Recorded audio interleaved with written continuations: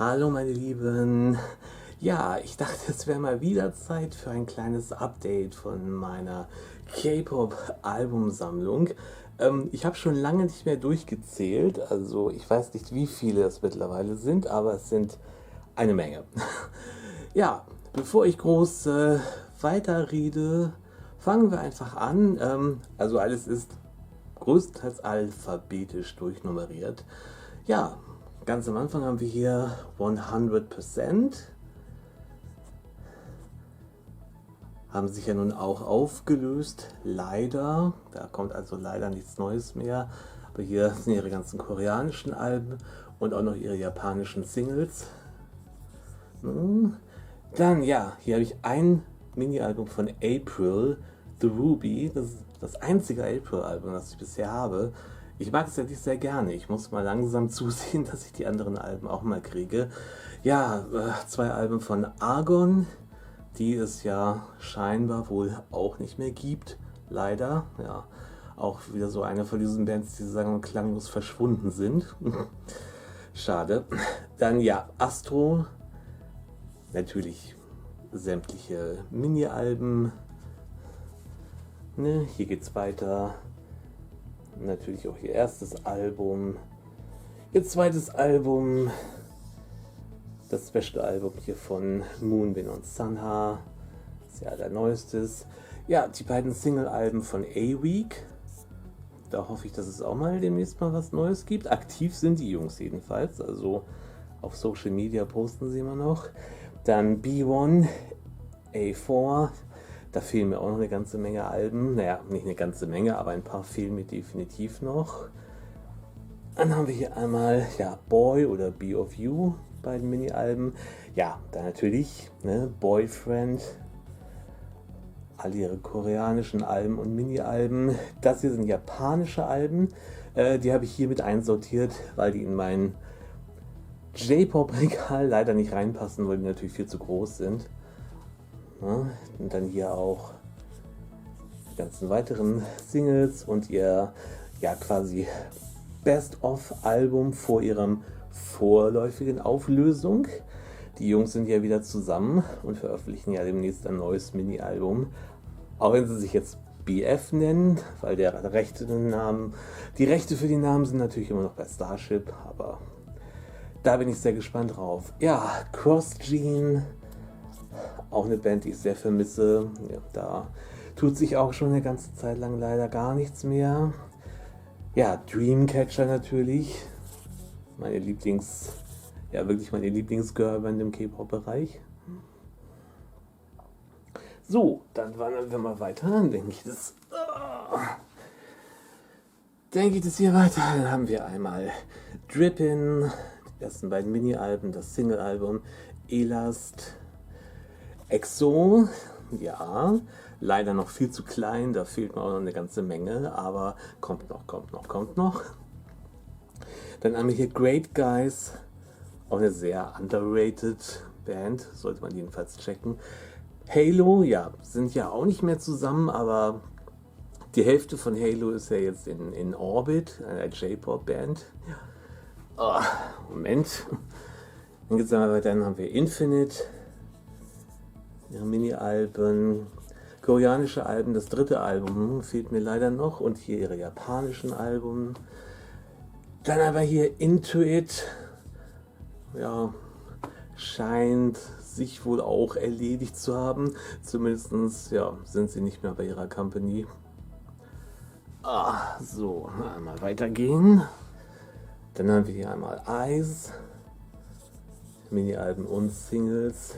Die Solos von Jongmin, da fehlt mir leider immer noch das Neueste. Das muss auch nochmal zu Solo-Album und Solo-Mini-Album von Key, von Shiny. Dann Kingdom. Dann hier einmal KNK bzw. Kunakun. Auch sträflich underrated, meiner Meinung nach. Ja, dann haben wir hier Laboon. Fehlt mir das neueste Mini-Album natürlich noch und mir fehlen eine ganze Menge von den Singles, aber die sind so schwer zu kriegen. Die sind leider ja schon so lange vergriffen und wenn sie mal irgendwo sind, sind sie einfach irrsinnig teuer. Ja, koreanischen Veröffentlichungen von My Name. Die waren ja dann eher in Japan sehr, sehr viel erfolgreicher. Noch eine sehr, sehr liebe Girl-Group für mich, Nine Muses.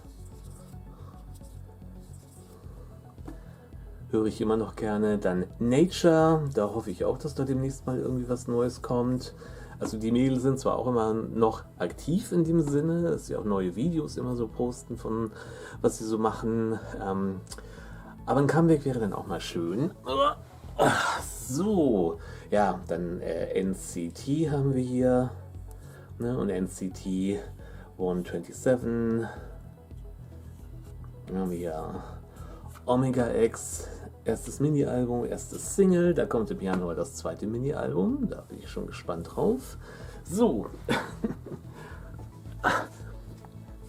Dass ich euch hier so lang schleppen muss, aber anders geht es nicht. Ja, dann habe ich hier One Us. Die ersten beiden japanischen Singles habe ich auch. Boys, das Solo-Mini von On You von SHINee. On and Off. Da fehlt mir noch das Neueste und das dritte Mini-Album fehlt mir noch. Dann haben wir hier One We. Ja, Orange Caramel.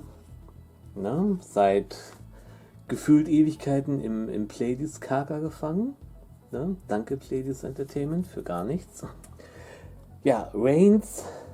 Natürlich auch schon lange aufgelöst. Waren ja auch nur für ein Jahr zusammen, aber ich höre die Alben immer noch gerne. Ne? Dann Rocket Punch. Die ersten 3 Minis und die Single. Ja, und dann kommt natürlich SHINee. Die koreanischen Mini-Alben und die kompletten Alben. Und ein paar von den japanischen Singles. Da ja, müssen aber noch ein paar mehr dazukommen. Na, da bin ich noch nicht ganz hinterhergekommen. Dann ihre japanischen Alben und auch das neueste Mini-Album Sister. Vermisse ich auch immer noch sehr. Ja, dann geht's weiter mit Snooper. Ich hoffe, dass die Jungs auch mal wiederkommen. Irgendwann mal. Na, jetzt weiter, hier sind noch ihre japanischen Singles.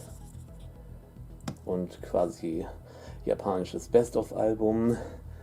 Ja, hier sind Super Junior versteckt. Da muss ich auch noch eine ganze Menge nachholen. Super M natürlich. Taemin von SHINee natürlich. Ja, das ist alles Teen Top.